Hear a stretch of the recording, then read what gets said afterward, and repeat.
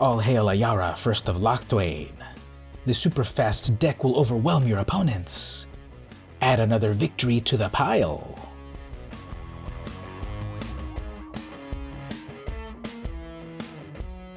Shout out to the patrons who have had access to this video for a whole week. How does that even happen? Well, you just go over to my Patreon, patreon.com/vmcampos, and get everything that I have for $3.33. What a deal. If you can't quite pledge at the moment, enjoy the public version a week late. Activate only as a sorcery and they're done. Okay, well, they saw the majesty of my deck, so I'll take that win. Hey everyone, it's VM Campos, Magic fan, historic Brawl fan. I've got a brand new deck tech video for you, an original Magic deck. I'll show you how to make a cool, efficient, and vicious deck that is pretty affordable in wild cards and gets the job done. Let's check it out.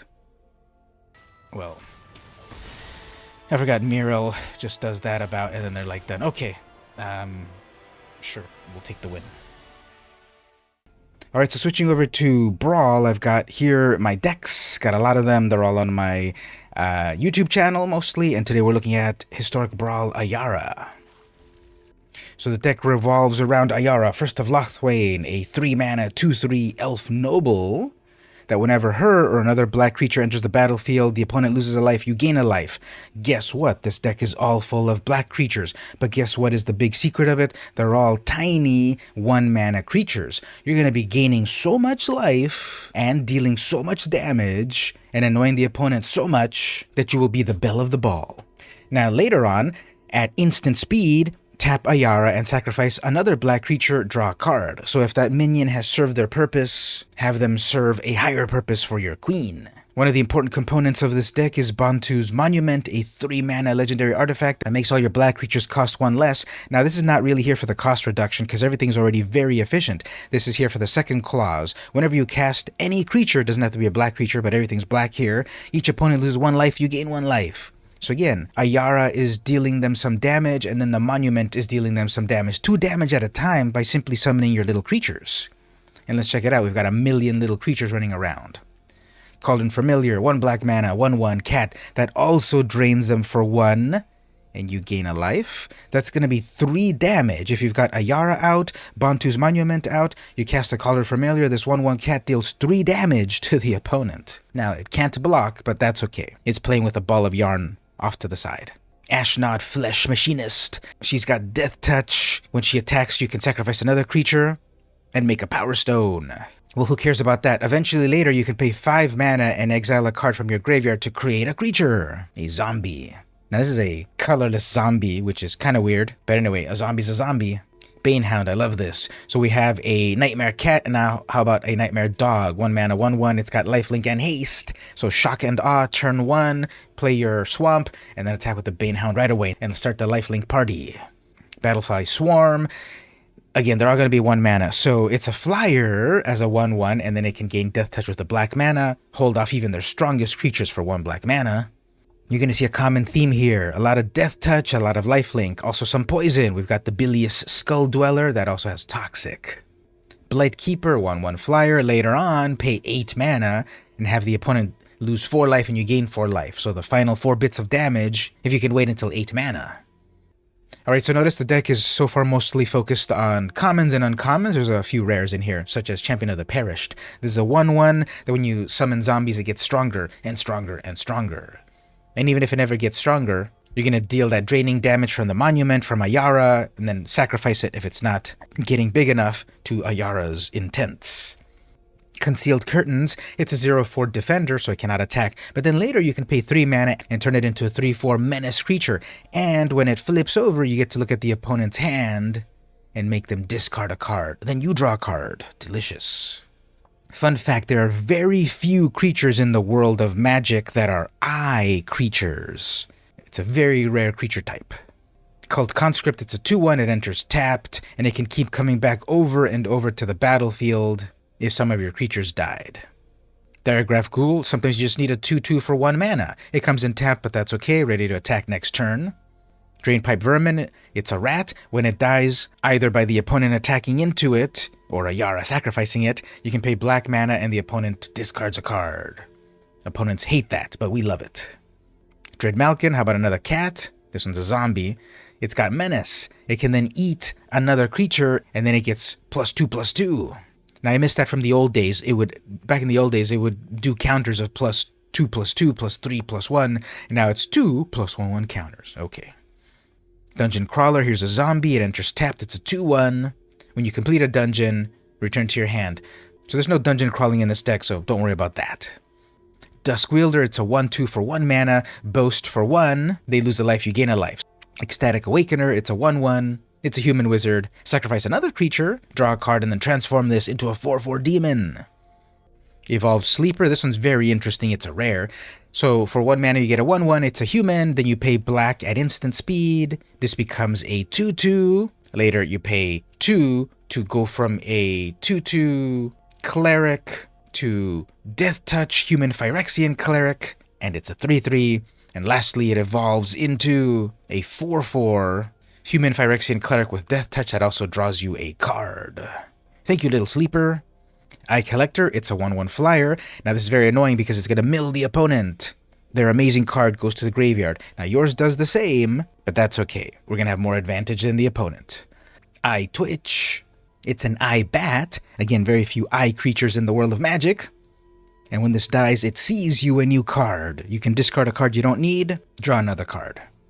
Foulmire Knight, it's a zombie knight. It's Death Touch for 1 mana, or pay 3 mana, draw a card, lose a life, go on an adventure, and then summon it later. Here's another rat, the Gnawing Vermin. It's a 1/1. When it enters, the opponent mills 2 cards, and when it dies, it gives a -1 to another creature. So they're 2/2, attacked you, you blocked it, the final 1 damage goes on to that creature, they're dead.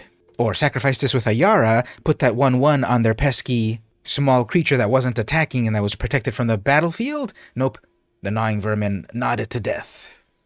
Gutter Bones, this is pretty hilarious. I wonder why it's not a legendary with a singular name like that, but it's a 2/1. It enters tapped, and it can come back from your graveyard to your hand if you gained life, which won't be hard at all.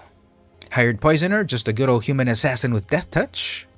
The Ichor Drinker, a 1/1 lifelink Phyrexian vampire, that when it's dead in the graveyard, exile it, and it comes back as an incubator token, which then eventually morphs over into a 2/2 Phyrexian.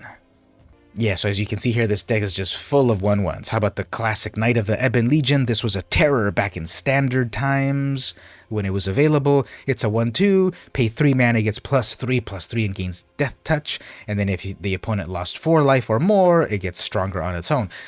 You can trigger this without even attacking. As you are casting your small creatures and Ayaras on the battlefield, it'll just automatically grow. Nightshade Stinger, very cool art back from the days of Lorwyn. It's a 1/1 fairy rogue, can't block, but it's a flyer. The Okiba Reckoner Raid, it's a saga. The opponent loses life for 2 turns in a row, and then eventually it flips over into a rat rogue with 2/2 and menace. Persistent Petitioner, this one's hilarious. Single mana, you get a 1/1, and you can just, again, bring it back over and over from the graveyard for 3 mana at instant speed. Ayara has a lot of fun with this creature, because it will gladly give up the ghost for card draw. Pilfering Imp, play this on turn 1, then on turn 2, sacrifice it to look at your opponent's hand and wreck it, or attack with it. Plagued Rusalka, this one's very interesting. It's a 1/1, pay black mana, sacrifice any creature, including itself, to put a -1 on some other creature. You can take down your opponent's creature that has been weakened by sacrificing some creature and putting the final -1 onto it. Scorn-Blade Berserker, amazing art for 0/1. It's got backup, which you can put a +1 counter on any creature when it enters the battlefield. You can put it on itself and you've got a 1/2 for 1 mana. Or put it on some other creature, and then it temporarily gains the ability to kill itself to draw a card. Serrated Scorpion, it's a 1/2. When it dies, the opponent gets damaged for 2. You gain 2 life. Easy. Shambling Ghast, it's a 1/1. When it dies, either put a -1 on a creature or make treasure. You probably want the treasure. More mana is more good, bad grammar aside. Skittering Heartstopper, this is a 1/2. This has got a special place in my heart. Number 1, because it can gain Death Touch. And number 2, it was from Ixalan, the set that debuted when I got back into Magic way back in 2017. So that whole set is nostalgia for me. Now here's a rare with Flash, the Thieves Guild Enforcer. When she comes into the battlefield, the opponent mills 2 cards. Then if the opponent's got enough cards in the graveyard, it gets stronger and gets Death Touch. Thirsting Shade, Amazing art by a trash person. We get a 1/1 that can get bigger and bigger and bigger the more black mana you pump into it, and it's got lifelink. How about just some plain old rats with horrific art and death touch? And lastly, in our creature party, the Vampire of the Dire Moon, a 1/1 uncommon with death touch and lifelink. I always thought that was a really fun combination, and the art is amazing. Anna Podedwarna did a great job. Alright, so besides creatures, what else do we have in this deck? How about removal? Doomblade, destroy any non-black creature. Feed the Swarm, destroy a creature or enchantment, lose a little life, who cares? Go for the Throat, destroy a non-artifact creature. Heartless Act, destroy a creature with no counters or remove counters. Destroy any creature, lose a little life. Power Word Kill, destroy any creature as long as it's not an angel, demon, devil, or dragon. Elder Spell, destroy any planeswalker for 2 mana, amazing. Walk the Plank, double black, destroy any non-merfolk creature. Now be careful, this one's a sorcery, everything else is an instant that targets creatures, so be aware of that. We have more removal for planeswalkers and creatures at 4 mana instantly. Exile a creature or planeswalker, surveil, or feed the serpent, do the same thing without surveil. If you really have to reset the game, 3 mana, Bontu's Last Reckoning, destroy all creatures. Now be careful, your lands do not untap for a whole turn, so maybe cast this with some artifact mana. And speaking of which, let's look at the artifacts that make mana in this deck. Arcane Signet, the auto-include in any good deck. Cold Steel Heart, 2 mana, comes in tapped, choose a color, obviously black, and then it makes mana. Guardian Idol, 2 mana, it's a creature, but it also makes mana. Mind Stone, it's a 2 mana artifact, makes colorless mana, and later sacrifice it for a card. And lastly, Ornithopter of Paradise, it's a 2 mana flyer, that also makes mana. You want some card draw, so we have these efficient 2 mana artifacts that draw you cards. And again, this is all a very affordable deck, commons and uncommons mostly. Golden Egg, 2 mana, draw a card, later on sacrifice it, gain some life. Guild Globe, when it enters, draw a card, later on add 2 mana. Ichor Wellspring, 2 mana, draw a card. If you can destroy this, it also draws you a card. Prophetic Prism, when it enters, draw a card. And lastly, Steeper Dart, when it enters, draw a card. You can also sacrifice this to tap down the opponent's creature, lock him down for a turn. And lastly, Bontu's Monument, as I showed earlier, one of the combo pieces of this deck. Do you see the power and majesty of this deck now? Mono black for the win.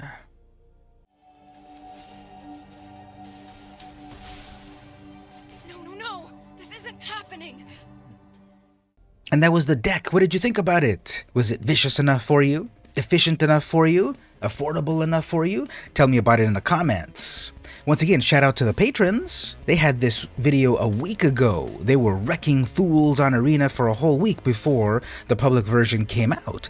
Now don't worry, you can also get early access to my videos yourself by going over to the Patreon, patreon.com/vmcampos, and pledging at the amazing price of $3.33. What a deal. You'll get access to all my stuff early there on the Patreon for that amazing price.